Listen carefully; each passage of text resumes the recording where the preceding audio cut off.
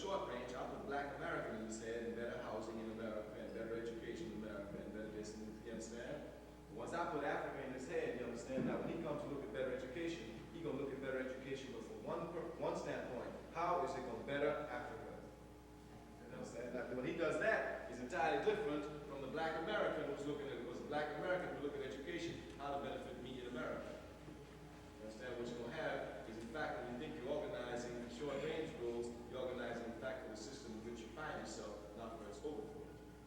Long-range goals call for revolutionary planning, short-range goals call for reform. That's why it depends upon precisely which one you're going for. If you're going for revolution, you've got to go for long-range goals, no matter how difficult it is.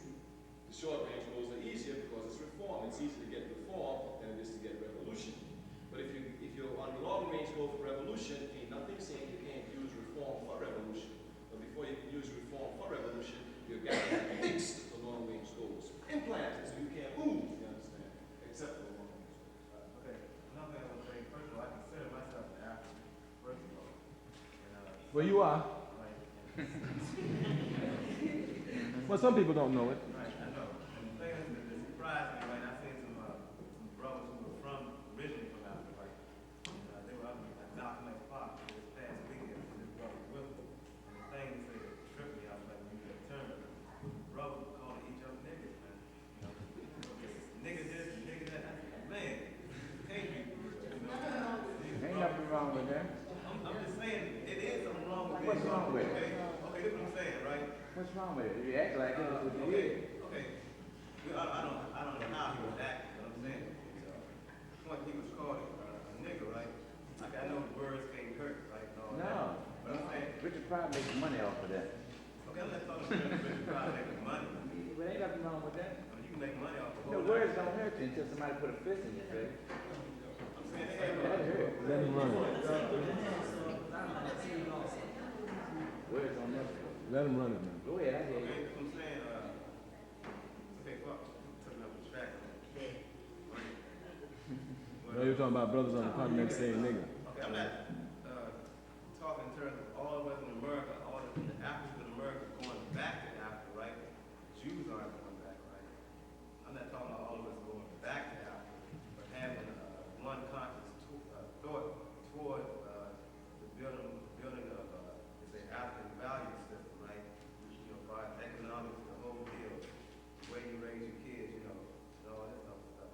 And like I say, the battle right now, I see, is a battle for the mind, you know, of the people's mind, right, to what they're going to be thinking in terms of what is life, you know. Like I say, everybody say TV is a powerful weapon because it creates images, right? You know, I know a lot of people sing Stark and Hush. You know, that's Huggy Bear is an image, you know. Superfly is an image. And the kids, you know, like if you lock a kid in the room, or let's say a person in the room from day one, when they born, they won't learn anything. They'll just be in the dark, right? Lock in the room, they won't have any ideology or anything, you know. You know, they'll know about that room. We didn't know about that. They'll know about that room. They'll know about what's holding them in there, and when they find out what these holding them in there, they get out. They gonna get- You can anyway long enough. You might I didn't think about that. I had to say two things. One thing that I had to say in reference to what he was saying, he was speaking about these different ideologies. First of all, I think one of the things we ought to do, since we are concerned, since our major point is joining together, we ought to consider other nationalities, and we ought to consider what they've done to join together, because I'm quite sure we're not the only people that had this oppressive problem. And we can look at other people and how they join together. Now we can learn from others. We can, but we ain't gonna. We gonna learn from others. We gonna accept what they, but we gonna solve it ourselves. No, but this is the point. See, this is the point. We're not even taking from them. No. The point is understanding some of the basic in joining together. Yes. And another thing I wanted to speak about is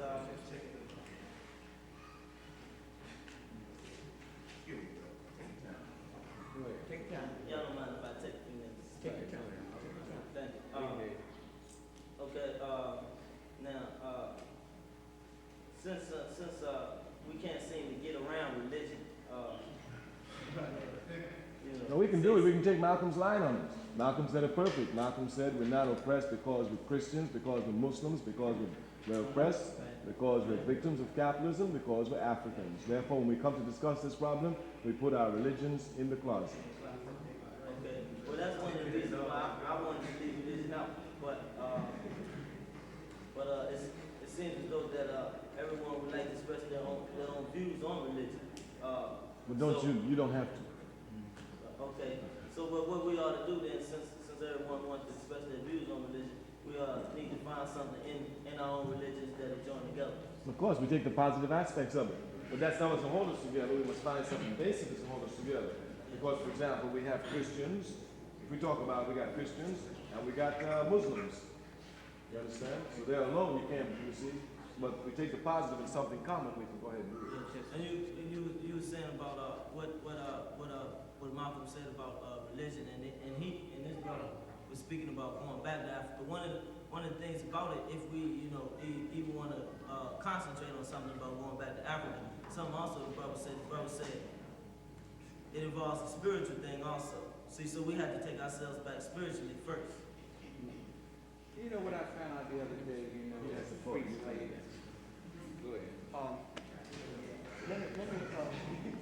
I want to listen to this word, nigga. See, now, you got to let white people know, black people know that a nigga is a word that white people brainwash you with. That you a nigga means that you're nothing. I call a white man nigga just what I call a black nigga. And have did right there in Student Mill. And I'm on the black people sitting in the place where all these white folks are. And I made them laugh. I made them accept me.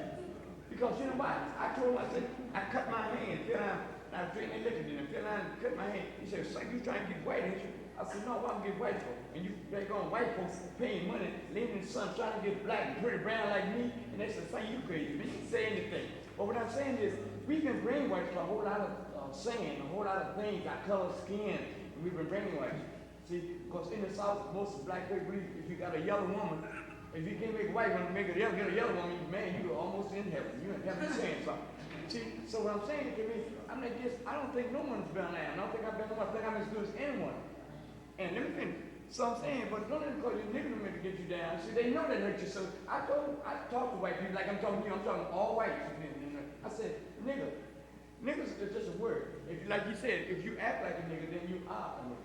So I'm saying, nigga don't mean nothing to me, man. Come in, I can give you a nigga right back. You know, I am proud to be a black man. You know, the dark race rule this world, you know. I just read, you know, and found out, you understand me, and I went through all through school and everywhere. And I just found out it was a black man, a free slave that discovered Chicago. All this stuff. Mm-hmm.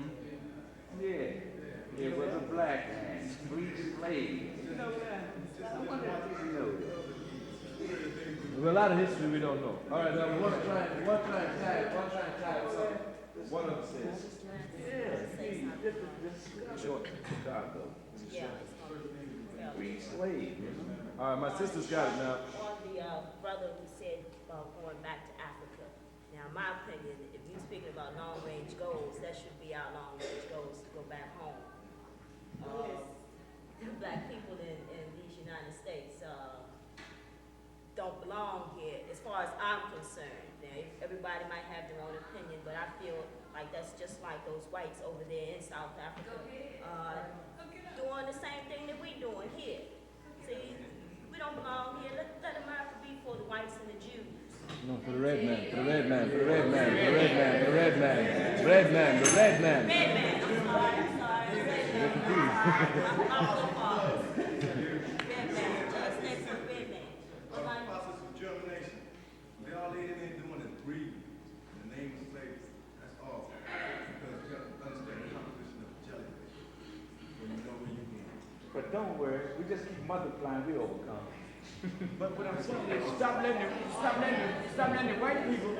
Back to organizing now, back to I organizing. mean, to organize, we got to stop being brainwashed and stop brainwashing ourselves to organize. All right. Now, in the discussion, I want you to know there are two lines that's being advocated. One, which is a minority position, is a revolutionary line. The other, which is a majority position, is a reform line. And Of course, I organized for the All African People's Revolutionary Parties. Our party's revolutionary. Revolutionary, that means to say we want an overthrow of the system. We don't want, matter of fact, you can see the difference between the revolutionary and reform line. For example, a brother came to me the other day, he's reformed, he says he's revolutionary. He said, man, you see all these people unemployed? We must do something about it. You understand? I'm revolutionary. I said, I want more. No question. No question. No question. Well, you understand? Let me show you what the difference is. I'll come there. People think that when a man is hungry, if you're trying to organize him, you feed that man, and when you feed him, you got him. No, sir. No, sir, you feed him, he might fall asleep on you. You understand? When you want revolution, you want him hungry. I take it for You want him hungrier. I take it You want him till he's ready to kill. Then when he's hungry, you say, you want to eat? Destroy this system. It's the only way to eat. Right. But if you organize him while he's unemployed, he gets a little good job. They give him a little bit more crumbs. No, if you want revolution, you want him thoroughly and completely alienated and dissatisfied with the system under which he lives. Because if you feed him, he may turn around and think you got something and rob you.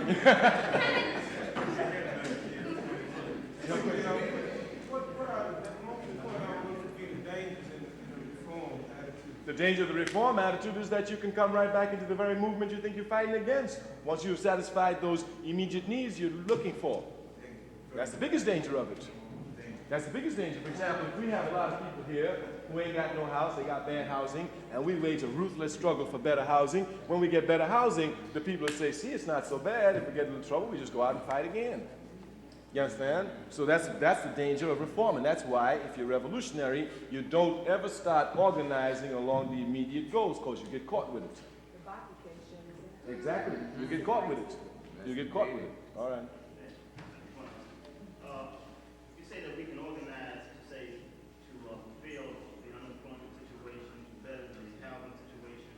I'm saying that we can't act in America within the system to do that. Why not? Because the American economic system Together is something else. The American economic system cannot provide black people in Cannot America satisfy. those types of freedoms. They cannot.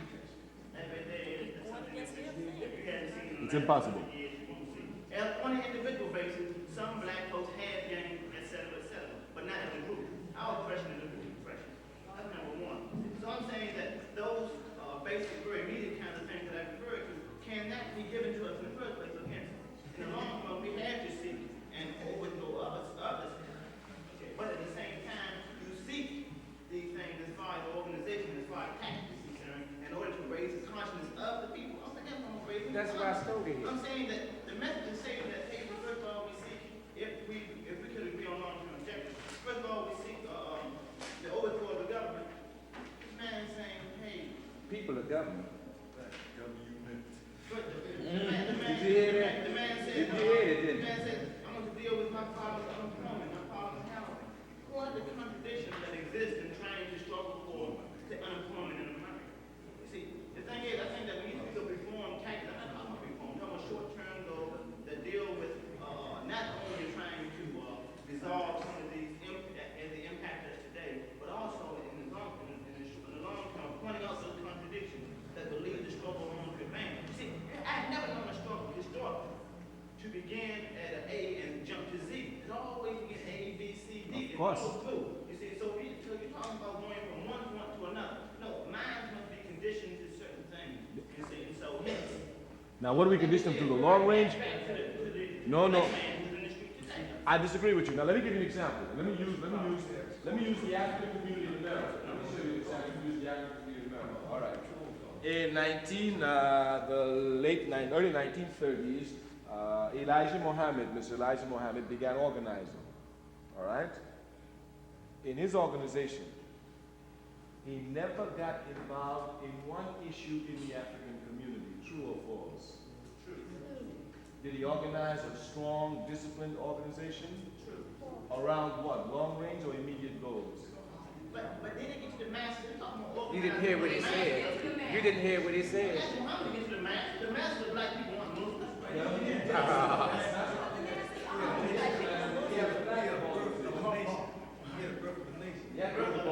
He had growth of organization. Elijah Muhammad, he has organized around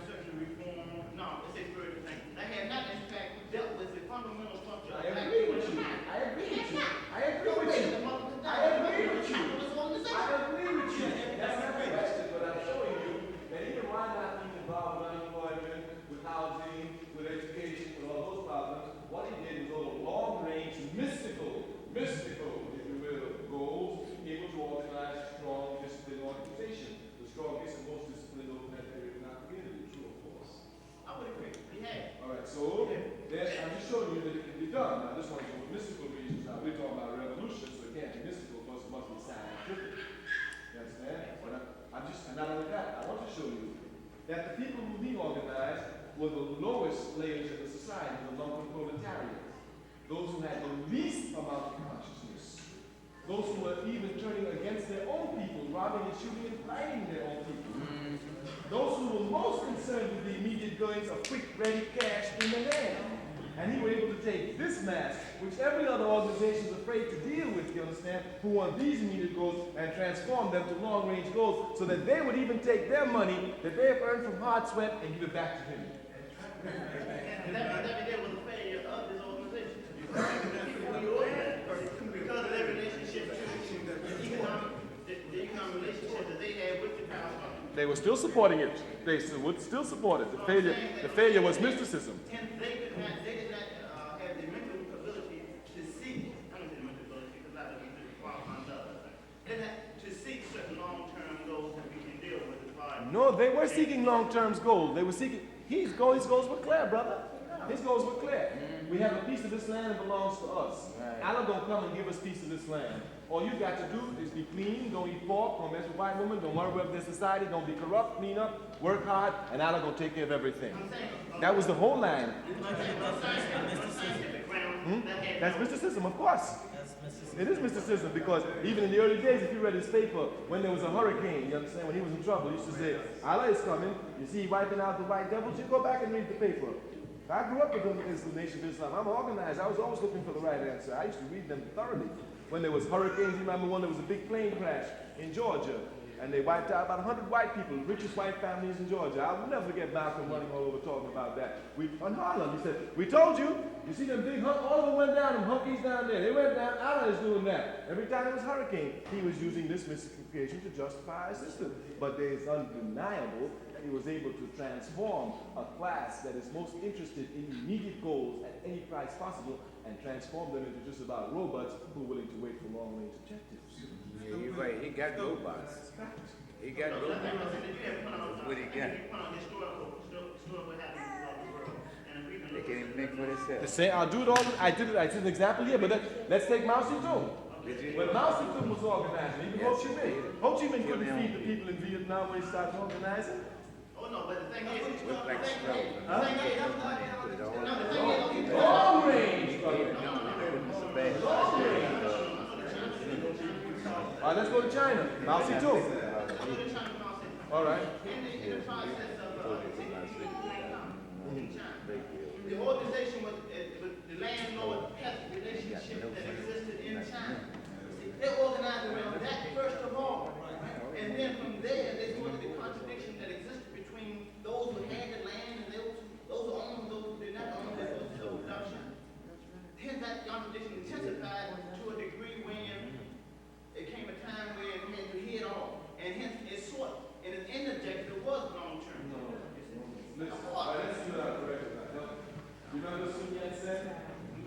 Remember him? All right, when he was talking about, we're talking about the long range troops when he came to China. Did he not have a great influence upon all of them even today? He was Sun Yat-sen is still vice president of China. So it was along these long range goals, this naturally that Mao himself got. When Mao said he can't look at his little county. I'm not negating the fact that they did not organize around long term goals. I'm saying that is what was they call themselves. They organized the Communist Party. You know what communism is? You know what that goal is? I'm saying that tactically. This is our No. It's the Chinese Communist Party. This is not. No problem with that. Is that the first thing they organized? Is communism a short range goal or a long range But goal? we're talking about the party. The party was one thing. We're talking about organizing of the people. But the party, the Chinese Communist Party, that's what Mao got into. We're talking about the people. When they organize the people, they organize the people. What did they go out to tell the people? They organized the people around communism. What is this thing? Well, look at Castro. Look at Castro. It's long range goal. Look at Castro. Castro organized around. Now, you know what happened? You know what happened? Long range goal. Castro didn't do it. Let me tell you what happened. Let me tell you what happened to Castro. Let me tell you what happened to Castro. The joint chiefs of staff right here, them whitest, got him where he at. As soon as he got there, yes, sir. Yes, sir. the Joint Chiefs of Staff. They run that man in the hills. I was The Joint Chiefs of Staff in Pentagon got him way in there. He run the office out of Havana. Now, did you hear that? He run the office out of Havana.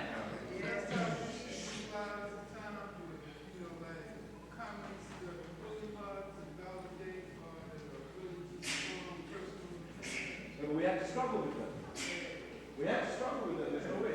But if the brothers say the short range must be first rate organized, and I'm saying long range, Right. we got to at least struggle with something when we come to some point. You understand? Because me, I'm afraid if I go to short range organization, then you know, after the struggle with our ideas to get better housing, short range. You understand? Then what happens usually is that the people are petered out.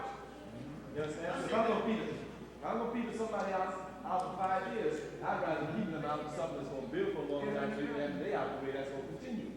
You understand what I'm saying? So even here, before you begin organizing, these are the questions you must come to people.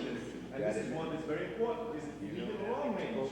I'm saying that those people like to get housing, to get adequate housing, and to get adequate employment in America is impossible within the framework of America. That's understood. Then since it's impossible, come right after the jump and tell the people revolution. So, first of all, what you do is to deal with those problems. I have no problem with that. If you organize it around that. But I say historically, You must. that is not the case. That is not the case. All right, let's see louder. I feel that Now we get into real discussion. Now we get to real discussion. Jane was just be someone else with another program. It might be a program with some federal funds, it might be a program for elected office, it might be a program for anything that will not take care of large groups of people. So then you have to have some method of establishing some type of credibility with the people, because they're not ready. There's only one way. There's only one way. And that's like constant work among the people. Right. That's the reason why. That's the only way. That's the reason why he's here. That's the only way.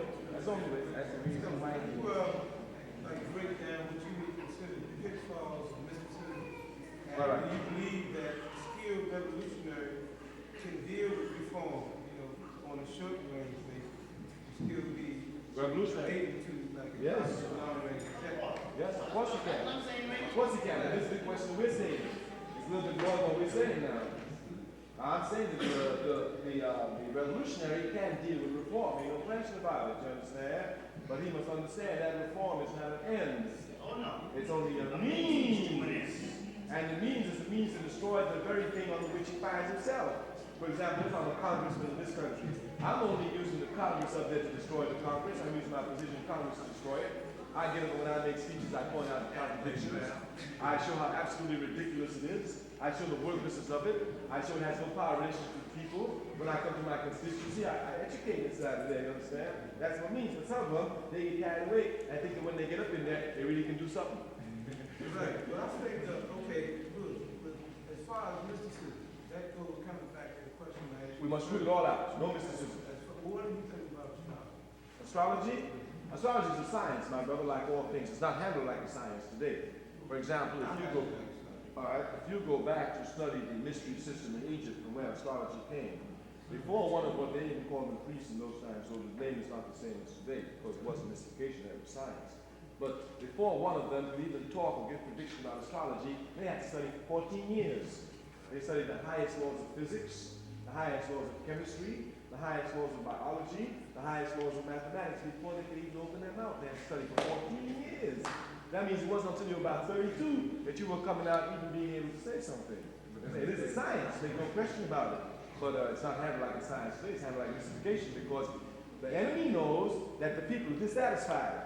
He knows the people are alienated from the system and becoming more alienated every day. He knows it, you understand? So what he wants to do is throw a lot of things out there to just catch them, This one, the stars, this other one, this new program, just to catch them, because he can't stop it. All he can do is hope to slow it down, you understand? He himself knows he can't stop it, he can just slow it down. So what we have to do is anything that's mysticism, sweep it out the way. Because mysticism has deceived us for too long. All we want out here is what you can see, I can see. What you can know, I can know. Not you who are special could know and only you can know. No, we ain't going for that one. We ain't going for that one. Everybody must be able to know. If I'm a pilot, ain't nothing mystical about being a pilot. You may not know how to fly, but you can fly. You've got the same ability to fly. So anything that this man can do, you must have the same ability to do. But anytime he got an ability and you don't have it, it ain't going for that one. Even if the reverend comes up here and say he's God and he's the messenger of God and he's the only one who can see God, I ain't going for that one. If he can see God, I can see God. That's when you get rid of mysticism, you automatically ingrain a theory of egalitarianism, where not only is everybody born equal, but everybody has the same opportunity to acquire the same amount of knowledge just like anybody else. It's not given to certain people. That's why we must wipe out mysticism. What do you think about the civil rights of this country? Is it long range or short range, and can you kind of box this place up into? The civil rights struggle in this can only be seen as short range. It can never be seen as long range. If Baki wins this case, which I don't think he will, how far do you think that will set us back? If Baki wins the case, he won't set us back, it pushes forward. It will? Well, again, depends upon whether you see reform or revolution. Matter of fact, I wish they'd give it to him. Why? Then you get everybody together. Hey, because number one, the goals of the 60s were in fact civil rights goals. Now watch how the left wing in this country can become confused because they're the one pushing Baki.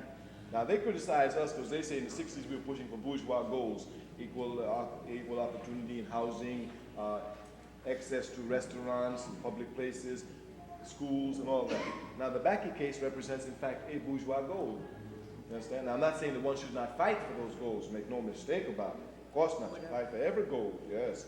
But it is a bourgeois goal. And what they're doing is the people who will be affected by the Baki case now is in fact the bourgeoisie in our community. And they're trying to coalesce the masses, you understand, through these demonstrations and mass movements to make the masses come out to fight for a democratic goal, for a bourgeois goal at a time when there are more profound problems in the community. This is just to rip off the energy of our people and to misguide it. That's all it's for. You understand? I say if he wins or don't win, don't make no difference. If he wins, we get more brothers and sisters going into university, better chance to work with them and make them get their knowledge and use it for the mass of people. If he don't win, we get the bourgeoisie upset. We ain't got to worry about divisions. They're already in line to fight.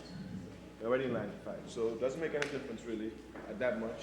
Doesn't make that much difference. Matter of fact, I hope they do roll it back. Because once they roll it back, it will again bring pressure on the community. Now, I'm a revolutionary, you understand?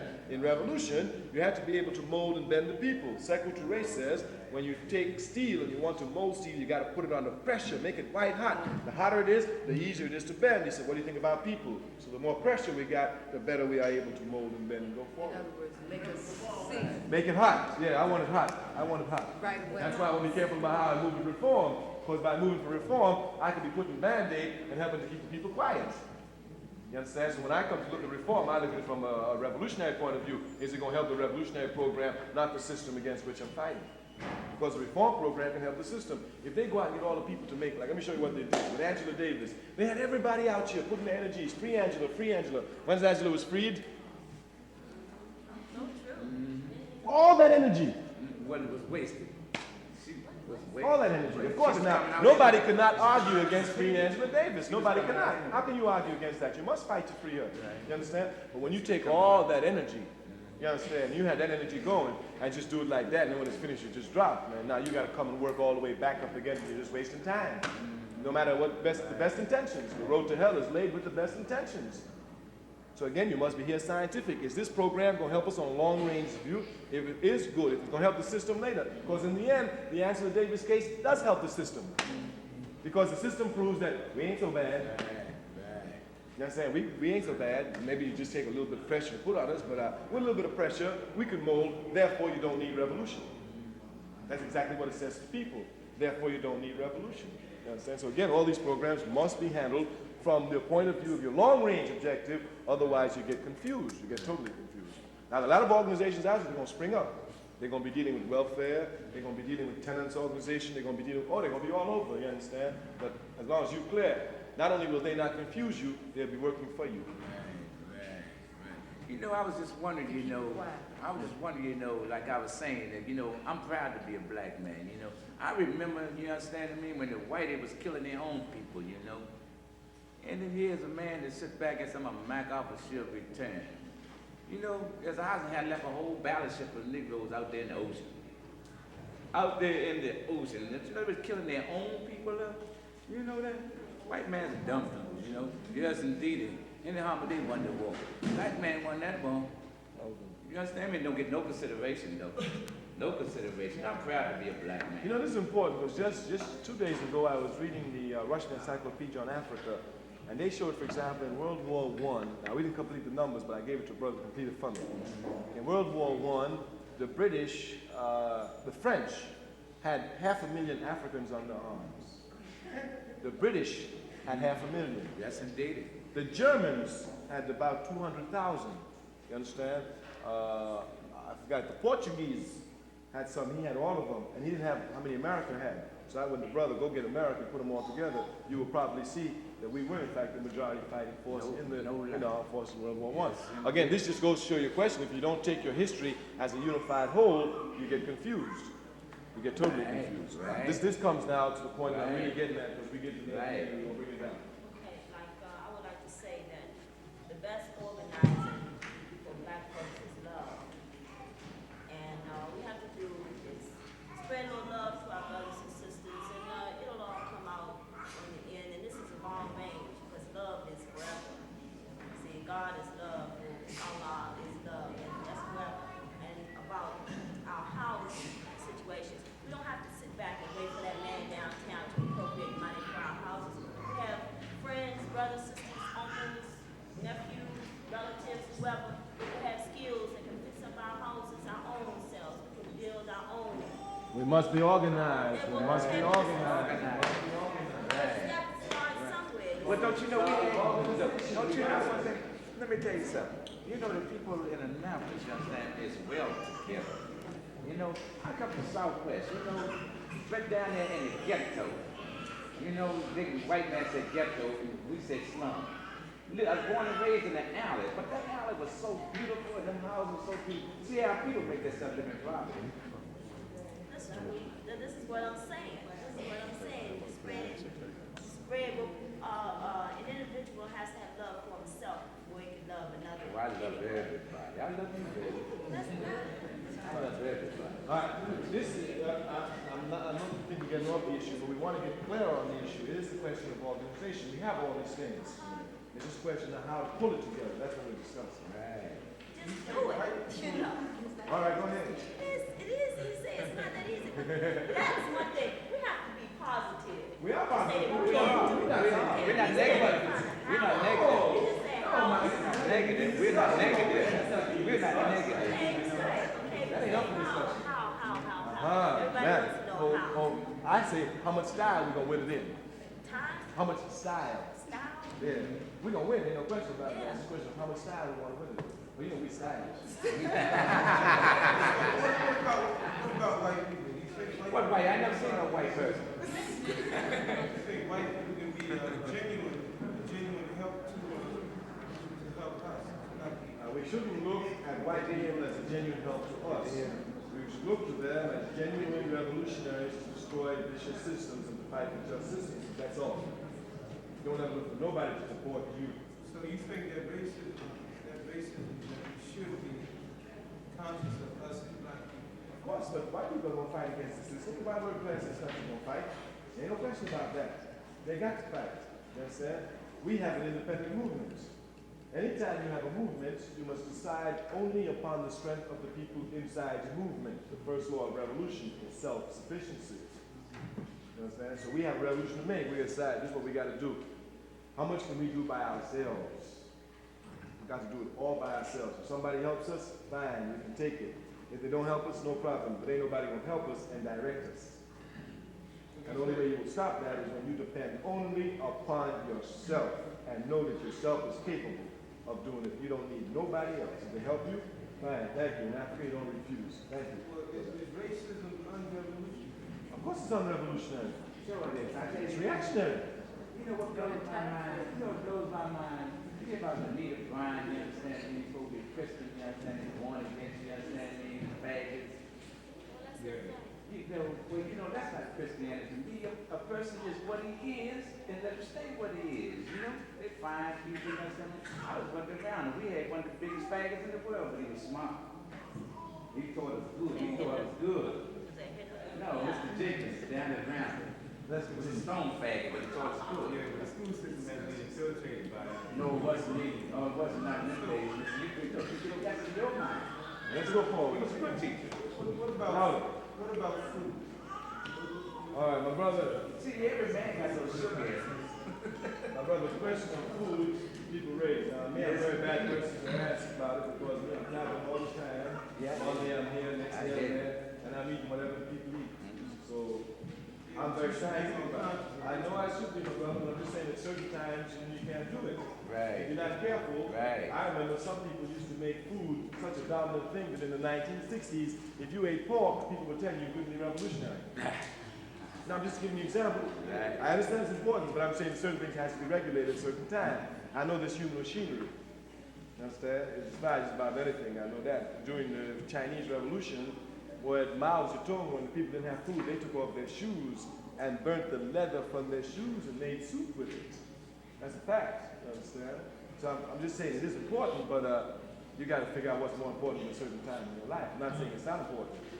Yeah, it's very important. It is very important, but I got to fight with what I got. You understand? So I can't afford to buy that. It's what I can afford to get, but unfortunately, it's the best I can do this time. I'm not saying it shouldn't be neglected. No, it's important, but we now can't even talk about it scientifically because we're not even producing. Well, that's what I'm talking about. Yeah. That's a part of it. But that could be a motivating force to make us produce even more, or to reach to a quicker position where we can produce properly. I know, but it is a fact, my brother. When a brother comes to me and says, well, we should only eat this or eat that, it's a fact that we have to depend on others to produce things. Is it not? I'm not saying we shouldn't take care of our health. Of course, you cannot say that. And I'm saying that I'm a very bad person to ask because of where I am. And it's not that I would leave here, I'll drive somewhere. On the way home, if I get hungry, if I didn't get time to eat meat, I'll just stop eating. I eat meat, yeah. Well, now that's not true now, because you know, the Messiah eat meat. And the Messiah is some warriors. You know, people always And they eat meat raw. Right, but we're talking about science, and we're talking about biology, and making a better person, so that the thoughts can be clear, and that. Well, I think my thoughts pretty good now. I know some I'm not vegetarians. saying that, I'm only saying that, you know, Just because you're vegetarian don't mean you think clearly now. Right, I'm saying, People always talk about, you know, what they eat, you know, this health food and stuff. I just want to float out here, no thanks. I'm not- Float, man, I'm not. food program should be Let a me part float, of man, the on overall program that we have. It cannot be at this time, but that you're being serious to organize the masses. It just cannot be. anyway, don't die. No, I think we can, I'm not saying it's not important. I'm just saying the question. Die. But it's a question of priority. You saying that I would say it's better to teach the young one how to shoot than teach them how to eat right. Right. Priorities. hey, Huh? No, No, yeah, it's a reality. It's a reality. You people talking about people on unemployment. Nope. That means unemployment, you can only eat really what you can afford. see, the way that we act against each other in the community as black people is attributed to what we have in our body. I'm not sure. That, well, I mean, this is fact, this is scientific fact, that make us, you know, aggressive with one another. That is the All right. result. Okay, I agree with that. Let's That's argue. the result of a lot of sugars, and a lot of drugs, All and right. other things in our body. All right. So, you know, you will find this out if you do this yourself, that if you deal with foods that won't cause disturbances in your body, you will be like be more harmonious towards, like, you know, All right. will enable more to be done. No problem.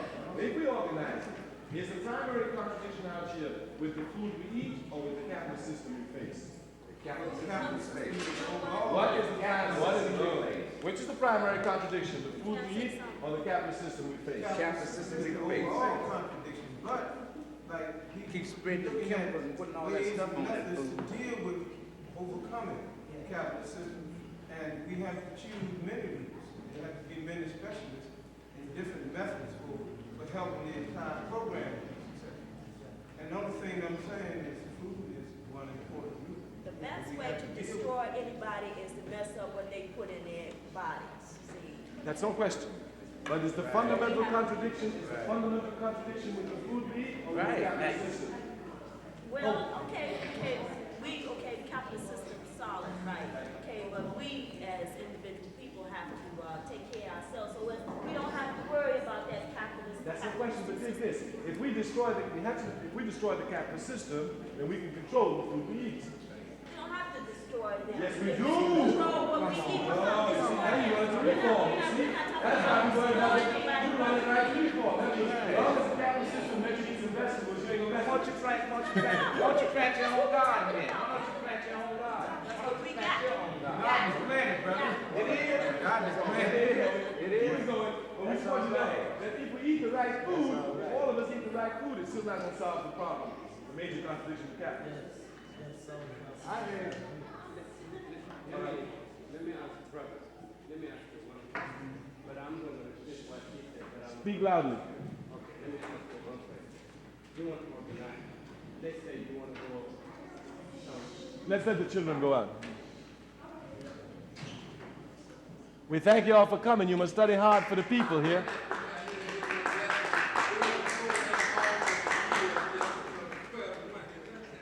I hear you. Oh, thank you. We're not finished now. We're gonna type in 10 minutes, bro.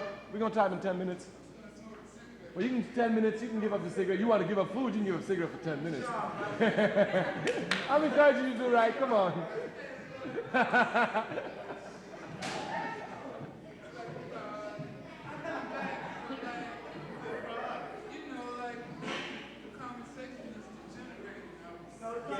Well, if it is, you're supposed to help regenerate it now. If you're going to organize, and they're going to degenerate on you.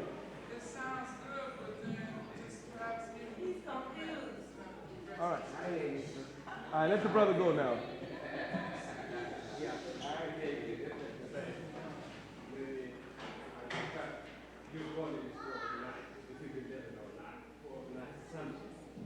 Louder, louder.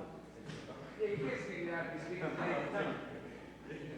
You said our goal is to organize. But let's say, if you want to organize something, you might go some far away. But you need something to get. There's no food what you like to get. What are you going to do at that time? Are you going to starve or you don't want to organize? First of all, there's a difference between starvation and fasting. Okay, the only difference is fear, because you can live without food. how And long? what? Well, as long as you have water, you can live quite a bit of time. Oh yeah, I fast before. Okay, but the only difference in countries like in Sahara and other places, because drought is coming to this country also. CIA has published reports on it, and that's available. Let me ask you. Okay, but no, I'm gonna get you a question. Before you go. You say in Sahara, you want to organize some people in Sahara. What are you going to do? Well, I don't know too much about it.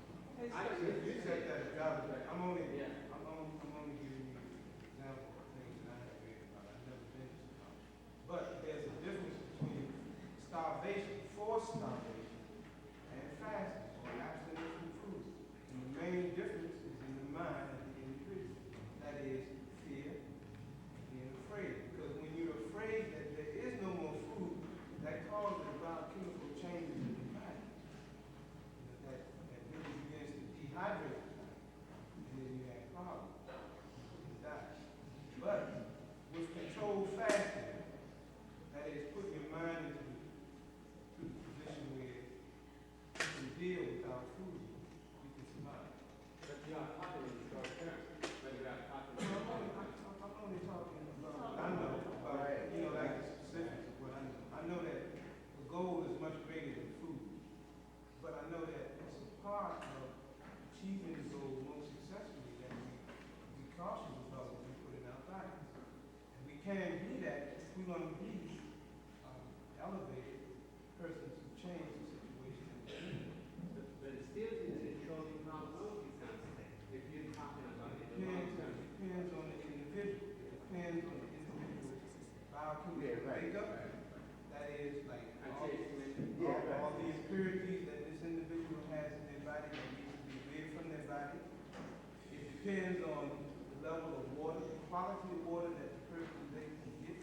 It depends on the work and the energy that this individual burns. It depends on a lot of circumstances. But people can survive with pure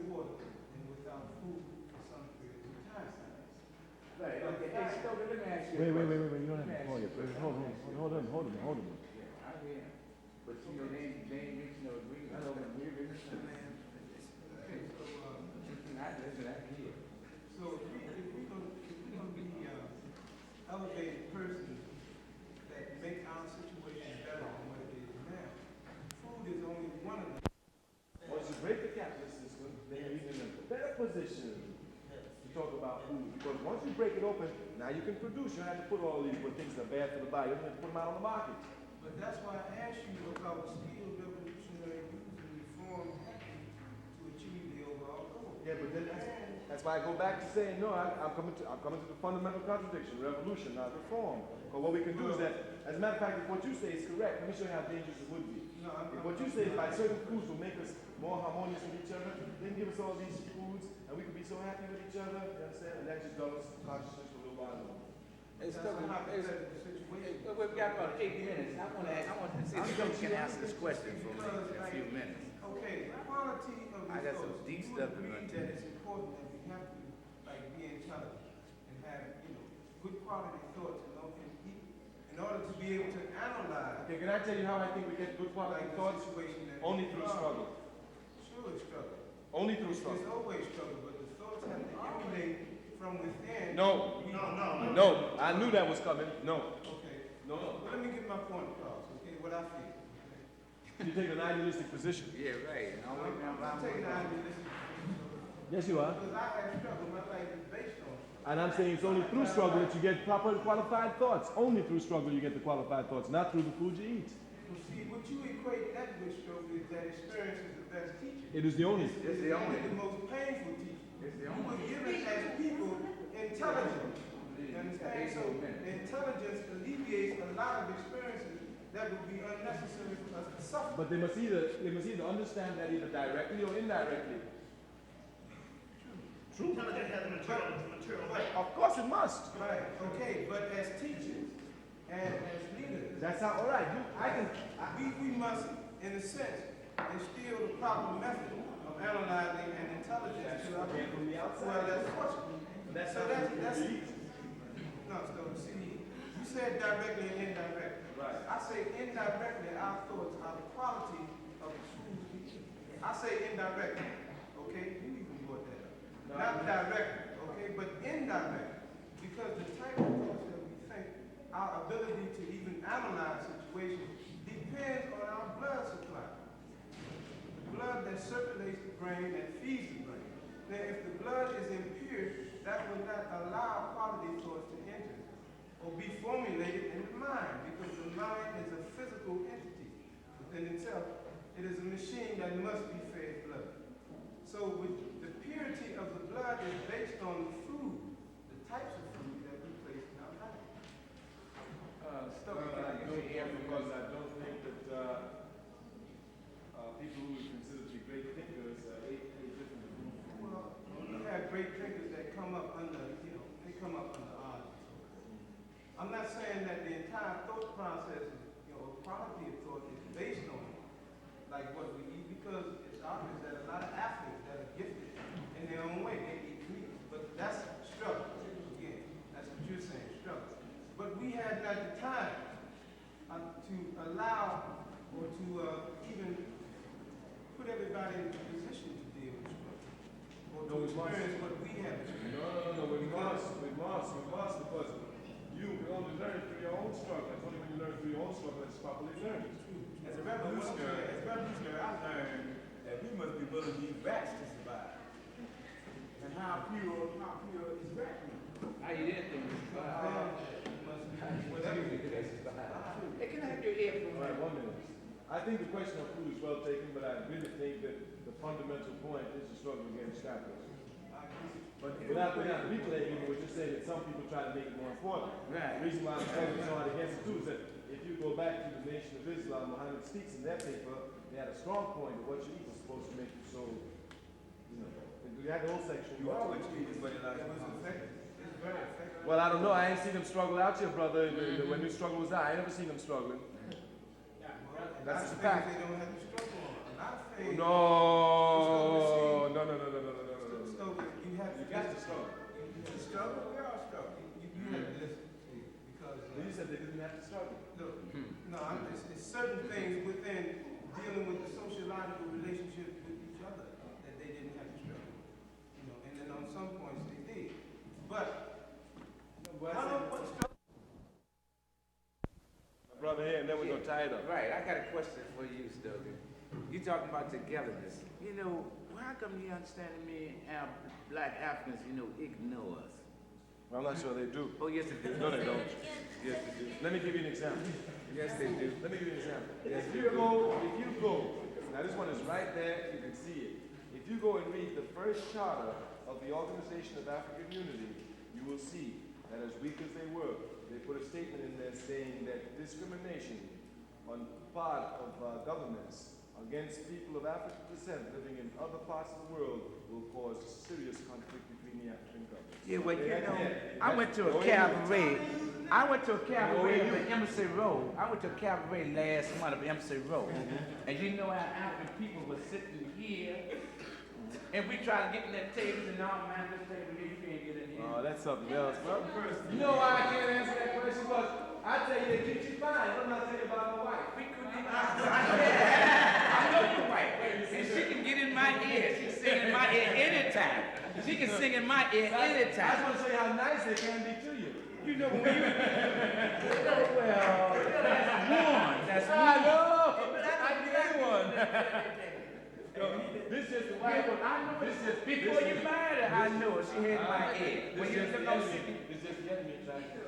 Even if they don't want us, we have a responsibility to let them know that we are brothers. Yeah, that's right. You know, when you were speaking in Meridian Park, when you was on 14th Street, and I was telling you I was up there,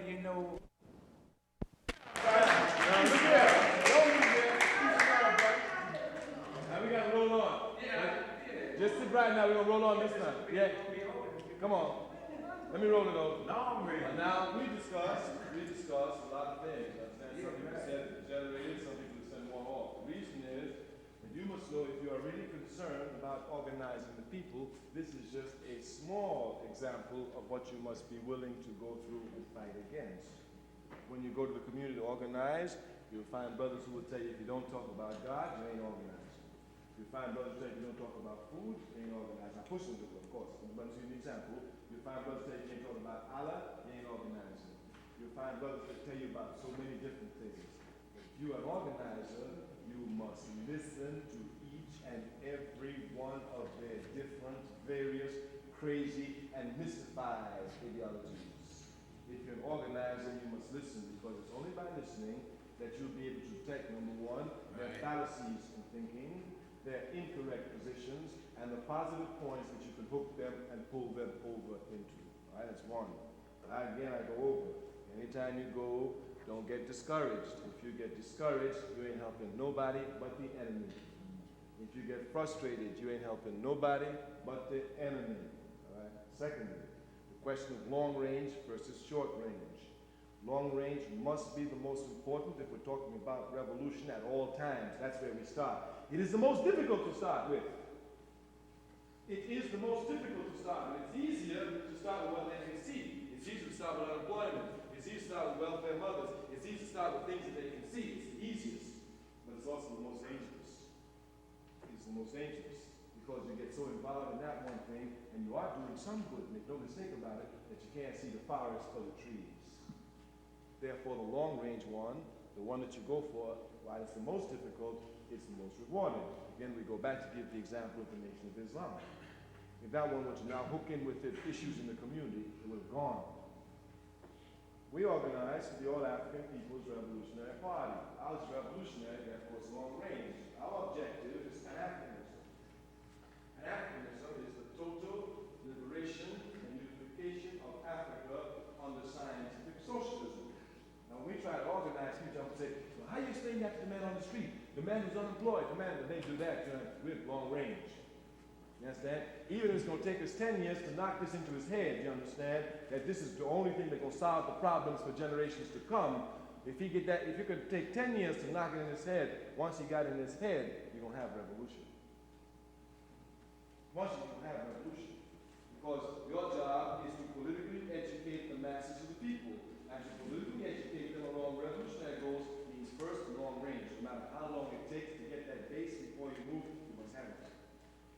easy to move with the short range, very easy. Yeah, I can do it, I'm an organizer. Anybody can do it. Anybody can do it. We need to get you an issue you can organize, especially today because there's so many problems. But that short range organization will not do it. It must be the long range goal. We say the objective, and this is the only solution that's going to solve our problems. Now, just when you talk about the total liberation and unification of Africa under scientific socialism, it means you have a lot of battles. First, you got to tell the brother that Africa is his home, America is his home. You understand? Now, that struggle. Now, people want to run from the struggle. You understand? Because, like we said, they have a tendency in this country to run from struggle. It's easy to come and talk about unemployment and organize around unemployment, talk about housing. It's easy to do that, but it's difficult when you're fighting against a key spot that the enemy knows.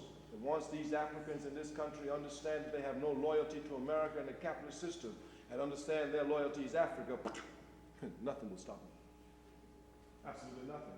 And once you teach a little reform, if you haven't put properly in the long range, you'll still be hooked to the American capitalist system.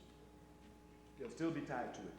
And not only will they be tied to it, but they will be looking to benefit their condition inside the capitalist system. And once you're looking to benefit your condition inside the system, you're finished as a revolutionary. Ain't no way out for you. Now, in fact, after a while, you come back and say, it's the best one in the world. You understand? So the long-range one, that's our party's task. That's our goal. We understand it. The ideology of our party is encrumism. This one, again, is more task. It calls for hammering in people. We say it can't be done unless we are organized. Now, in the back, you'll find some sisters who have some slips about our party. Fill them out if you're interested. Let me tell you something about our party. It's revolutionary. So we ain't going for no quick, fast, in a hurry solution. The organizing that we are doing now, we are going to lay down ideology and institutions that will affect generations to come. So our task is a serious one. We're not just talking about feeding the man. No, we're talking about how 5 centuries from now, you understand, everything's going to be moving forward in our society. That's what we're talking about. That's the responsibility we have now. People say to me all the time, I find brothers and sisters our age, I'm 36. They come to me all the time and say, my grandfather, he didn't do nothing, Jim. He didn't do nothing. If he'd done something, I'd have been so-and-so. But while they're condemning their grandfathers, and they recognize that their grandfathers had an effect on their lives, they don't recognize the effect they have on their grandchildren's lives. Now in our party, we keep trying to strum into you every step you take, just like the step your father took, just like the step your grandfather took, had an effect upon your life. Every step you take has an effect upon your great-grandchildren's life. So here too, you must come to see organizing as this long-range goal. Now we didn't discuss Pan-Africanism. That's not important. That's a solution. We know it's a solution. We say that if people are really interested in organizing the people, if they really are concerned about the people, they will struggle, and they'll find the truth. So all we can do is encourage you. If you want to find out about our party, you can sign up. Our sisters there, brothers back there will talk to you a little, and then call you back at a later time and explain. If you're not interested in the party right now, then we encourage you to struggle. In any field you want to struggle, just struggle for the people.